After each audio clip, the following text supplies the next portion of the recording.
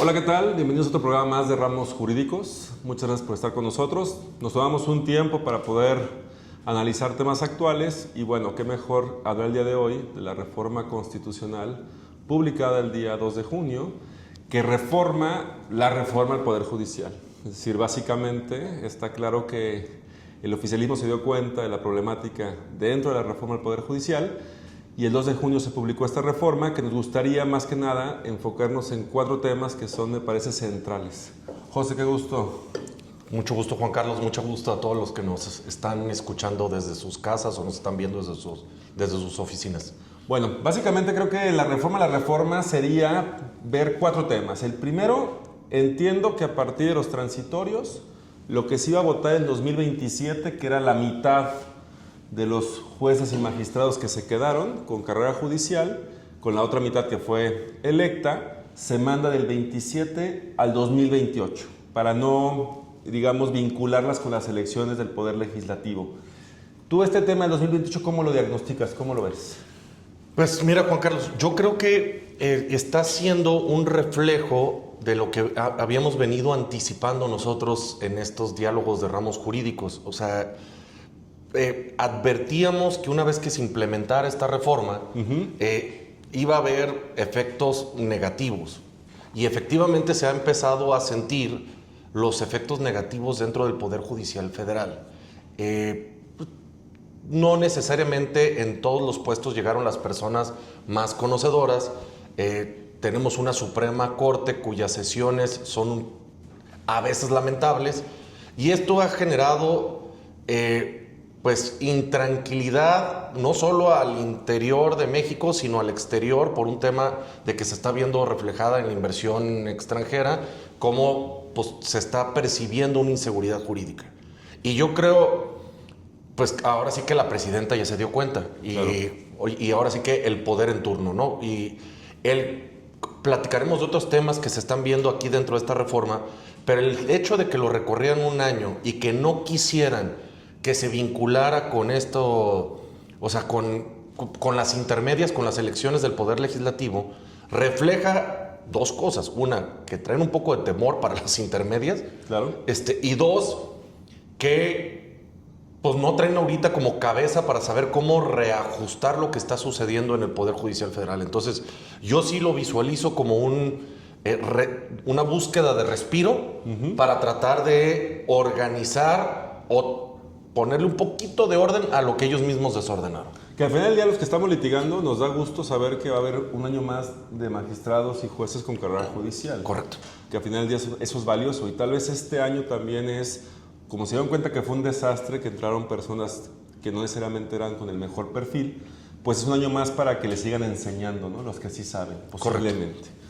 Ahora, viendo un tema que ahorita hablabas de la Corte, uno de los ajustes principales que tiene la reforma anterior era que para hacer más, digamos, menos cara a la Corte, era eliminar las 2 salas y hacer nomás un pleno, que como bien dices tú, ese pleno sesiona de lunes a jueves, son sesiones bastante malitas, se pelean más que otra cosa. Y un cambio importante es que la reforma plantea la posibilidad de que se ejerzan ya no 2 salas, sino ahora 2 secciones, que básicamente van a hacer lo mismo que hacían las salas, porque se dieron cuenta que no tiene mucho sentido estar discutiendo 5 o 6 horas asuntos que pueden ser de discusión rápida. De hecho, últimamente hemos visto que la Corte ya cada vez saca asuntos como en colegiado, va sesionando, y las discusiones de fondo son muy pocas, además de muy poca calidad. ¿Tú cómo ves esta decisión? ¿Se te hace bien? ¿Se te hace mal? ¿Está bien que se ajuste para que se den cuenta que lo que había antes era lo correcto? Yo creo que, así como lo mencionaba anteriormente, yo creo que están dándose cuenta que lo que teníamos anteriormente era positivo y por algo existía, ¿no? O sea, estos cambios radicales que hicieron, pues está resultando poco funcional. Estas sesiones del Pleno, que siempre lo dijimos, era tal la carga de trabajo que tenían que era imposible que lo sacaran solamente en el Pleno. Y entonces la creación de estas 2 secciones lo que viene a reflejar es que, y no le llamaron sala solo por el puro... Para darle el gusto a la gente de que la anterior Corte no era tan buena, ¿no? Correcto, pero son 2 secciones, no las han reglamentado todavía formalmente, pero al final del día seguramente va a generar especialización por materias en los asuntos que se van a resolver, como las anteriores salas. Eso sí lo creo positivo, porque va a haber muchos asuntos que por lo menos va a exigir cierta especialización y que va a forzar a las y los ministros a especializarse en una materia en específico. Y bueno, quizá ahorita no serán los especialistas en materia penal o en materia administrativa o en materia fiscal.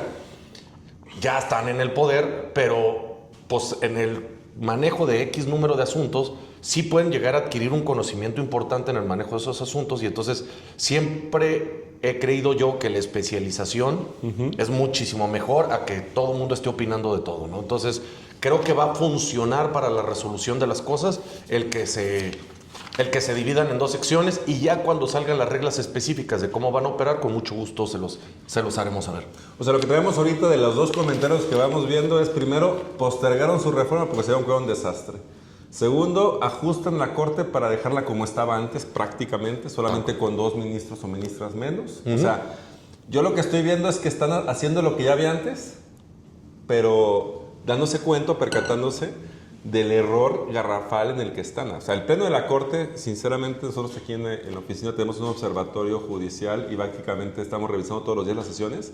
Es un desastre, y creo que también estas dos salas, a mí lo que me preocupa, José, no sé, que las dos secciones van a tener que resolver asuntos más en lo oscurito, y eso me preocupa, porque al final del día lo que permitió el error garrafal de hacer un pleno fue que por lo menos podíamos conocer las sesiones de todos los asuntos y ver las sandeces que dicen. No sé si estas secciones, al momento en que resuelvan como un colegiado, que básicamente es votar asuntos, ahí empiezan a meter ciertos goles. No sé si me voy a entender, no sé cómo veas tú ese punto. Están estableciendo que sus sesiones tienen que ser públicas, pero yo también creo que como se están dando cuenta de que los asuntos delicados y no delicados están generando un debate muy fuerte en cómo se está comportando la Corte. Correcto. Van a posiblemente precisionar o dividir las secciones entre unos grupos y otros grupos de tal forma que fluyan más cómodos los asuntos, y sí creo que si no se hacen correctamente estas divisiones de las secciones, va a propiciar que cierto tipo de asuntos se resuelvan en lo obscurito, muy acorde al gobierno en cuestión. Bueno, 3 temas que me parece que, por la experiencia que además tú tuviste cuando estuviste como presidente aquí del capítulo Jalisco de la Barra, que vaya que impulsaste mucho el esquema de la reforma aquí en Jalisco, y estuviste muy vinculado también en el proceso de elección. 3 temas importantes. El primero era que no era tan difícil ser juez o magistrado, ministro o ministra, y por lo tanto lo importante es que la gente votara por ti. Claro. Como que ahora las reformas se dan cuenta que la carrera judicial es importante, y por lo menos tener criterios de idoneidad. No sé, ¿tú entiendes que la reforma va encaminada un poquito hacia ese tema también? Claro, o sea, de hecho, recordarán que aquí lo señalamos, antes para poder ser electo bastaba con que tuvieras carrera, un promedio de 8.85, si mi memoria no me falla, y experiencia profesional de 2 o 3 años. Y la carta de los vecinos. Y carta de vecinos que te dijeran, eres un tipazo. Eres un buen tipo, ¿no? Y los que tuvimos de cerca viendo el proceso de elección nos dimos cuenta, e incluso salió en las noticias, que hubo gente que ni tenía carrera, o que no presentó las cartas, o que no tenía ni el promedio, y entonces hizo un relajo, ¿no? Pero llegaron personas no idóneas a los puestos, y pues para ser funcionario judicial se requiere una experiencia, y por eso la importancia de la creación de la carrera judicial que en su momento se defendió. Pues ahora lo que establece esta reforma da pasos para atrás. ¿Otra vez? De nuevo regresa a lo que estaba antes y establece que ya se debe de hacer, que se va a verificar una calificación, quienes salgan mejor calificados, y que tengan buena reputación, que tengan una idoneidad en general. Es decir, ahora sí se va a verificar verdaderamente que tengan las características necesarias para establecer el puesto. Ojo, no se quitan las elecciones. Sigue estando el proceso en donde pues, se van a seguramente sacar exámenes, se va a hacer el proceso para que te inscribirte, todo para llevar a cabo la verificación. Siguen habiendo comités por parte del Ejecutivo, Legislativo y Judicial. Lo curioso en esta ocasión es que también se dieron cuenta que cada poder hizo lo que quiso. Parece que el Poder Judicial ni tuvo comité, o sea, un desastre. Y entonces ahora están forzando a que estos comités, los presidentes de cada comité formen como una especie de supercomité, en donde van a vigilar que los 3 procesos de los 3 poderes sean iguales. Correcto. O lo más parecido posible. Entonces, ¿esto qué nos está reflejando? Que quieren que sea un proceso en donde ahora se busque elegir de forma más ordenada y a gente verdaderamente talentosa e idónea para los puestos. Por lo menos en papel así se refleja. O sea, lo que están diciendo es que como que necesitan carrera judicial sin decirle que necesitan carrera judicial. Básicamente. O sea, muy la estilo oficialista de no decir las cosas con su nombre. Que me llama la atención porque hablan del Tribunal de Disciplina Judicial, que tanto nos preocupaba. Yo no sé si tú, en este periodo que llevamos del Tribunal de Disciplina Judicial, que básicamente va a ser programas de capacitación y demás, ¿tú has sabido algo del Tribunal de Disciplina Judicial en todo este tiempo? O sea, esto que nos preocupaba, este tribunal que iba a ser la Inquisición, ¿tú has sabido algo de ellos? No ha salido, que yo sepa, ninguna sanción a nadie, no han presionado a nadie, hasta donde sepamos. Entonces, han estado muy calladitos. Como que se van a volver una escuela judicial porque básicamente se van a poner a hacer esquemas de evaluación. O sea, entonces, un poco recapitulando a la gente para no perdernos un poco. Primero alargan un año más porque se dieron cuenta que era un desastre y yo sí tengo la impresión de que quieren aprovechar la experiencia de la gente con carrera judicial para leccionar a aquellos que no la tienen. O en su momento, como ha pasado en Jalisco, que aquellos que no pueden con el puesto están renunciando literalmente porque se dieron cuenta que es verdaderamente un problema estar ahí. Es verdaderamente tener mucho amor al arte para estar en un tribunal y más un tribunal colegiado, un juego de distrito. Entonces, primero, alargamos nuestra reforma porque no nos salió. Segundo, ajustamos a la Corte para que funcione como antes. Tercero, ponemos como requisitos principales, más que la probidad y la buena gente y demás, este tema de las buenas personas, un tema de carrera judicial medio sesgado, sin perder el tema del control político. Eso es importante porque al final ya se va a votar por la gente que se quieran poner. Un tribunal de disciplina judicial que sigue sin saber bien cómo funciona. Y creo que ese es el tema central de la reforma, es dar pasos atrás de lo que había antes en un esquema oficialista medio malito.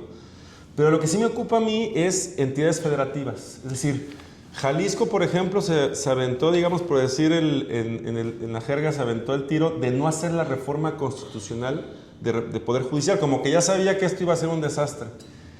Creo que la reforma actual, el modelo, sí establece ya aspectos más claros de qué tienen que hacer las entidades federativas para homologarse al régimen federal. No sé cómo tú lo veas. Sí, de hecho, también se acordarán que lo mencionamos, que las entidades federativas les dieron mucha libertad para establecer su reforma constitucional local. Solamente les habían dicho que tenían que emigrar de preferencia una parte en el 25 y el resto en el 27, y que tenía que haber elecciones.